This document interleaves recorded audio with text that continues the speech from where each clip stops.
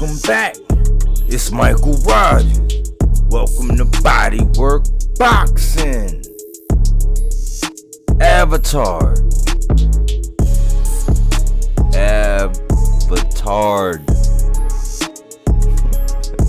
That's a new term that I'm embracing. You know what I'm saying, over here at Bodywork, man. I gotta have a list of vocabulary and I gotta have homework in every episode, you know.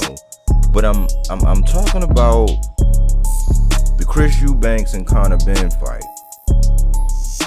Here we are, we're very close to the fight. It's building up. You know, they doing the counting the days, and you got people chiming in. And we had about a week and a half ago, we had a scare about Senior pulling out Eubanks Jr. And you know what I'm gathering is that this is all about a battle of the fathers. This is a battle of two fathers avataring their sons. Wow. Yes, they're avataring their sons. Oh yeah. And everybody, a lot of people do it. Fans do it. You know, we think these boxers are our avatars, but it's a whole different thing when it's a father and a son. Especially two fathers who already been in the line of fire with each other. They already went to combat. You know, one was a stoppage and then the other was a draw, and now the family name and the legacy is on the line, and it's a money grab, and neither one is really getting everything they want as far as a fight. And Eubanks should be getting a Charlo or Andre, but you got Big Daddy over his shoulder telling him, hey, get it on for the family, son. You got Benn looking, you know what I'm saying, to start tapping more of these veteran. I think he's coming down. I hope he want to come down with the age of the level of the fighters that he's on. I know Eddie's over there trying to build him, but he's trying to make a name for himself up there with the Jerron Boots Ennis's and the Virgil Ortiz's of the world. And you know, he want to get it on with Adrian Broner. He had called out ShawnPorter. You know, he's doing this thing, but he's not really lining up with fights that he really want. You know, I think he really wanted the Adrian Broner, and then he got Pops saying, do it for the family legacy. You know, then, ironically today, I see a whole live about how Bill Haney doing interviews, calling and saying that Kenny-Shawn Davies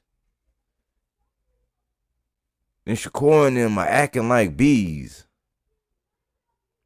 Like, is he avataring his son?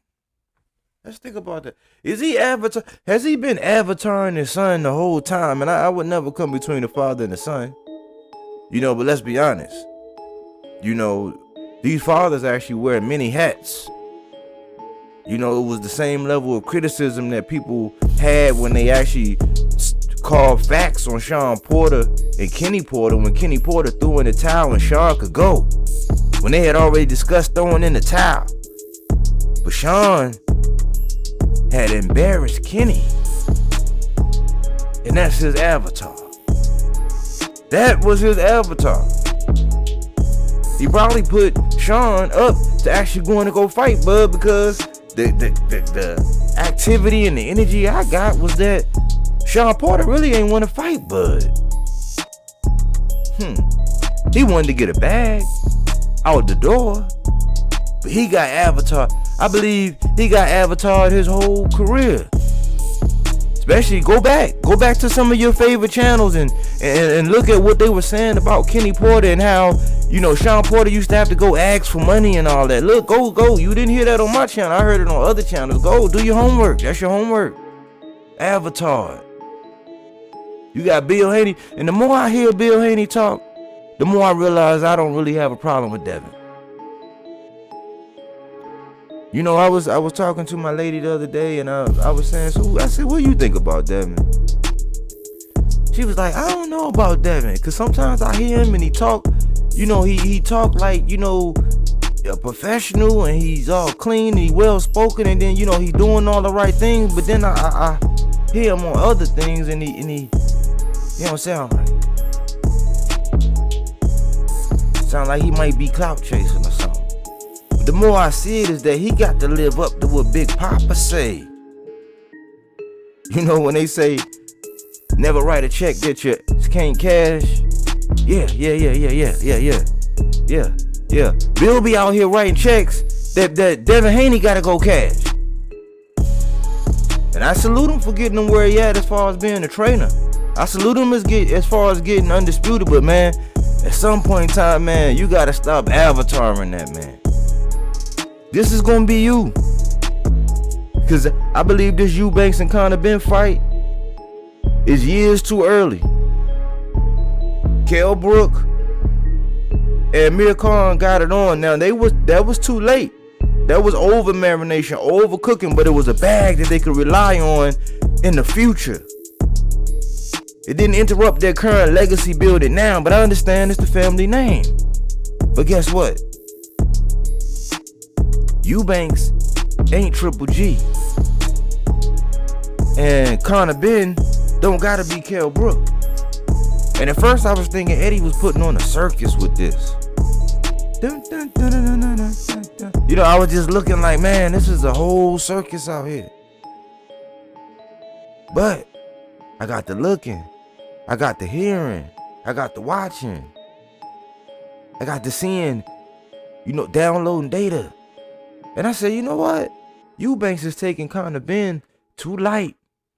He said, if all I gotta do is be 60%, you see him walk around with the bucket of the KFC and all that. And I said, he a big boy. Fight at a big weight, but you're fighting at a catch weight. And you're not the most active in the world. And Benn can tap that chin. And last time I checked, Eubanks ain't the most technical. Benn got an axe to grind. All he gotta do is make you look bad. All he gotta do is use that head movement that he been practicing on. With the Algiers of the world, going in for the kill. So I started getting intrigued by the matchup. Then I heard that it was off, so I lost a little steam.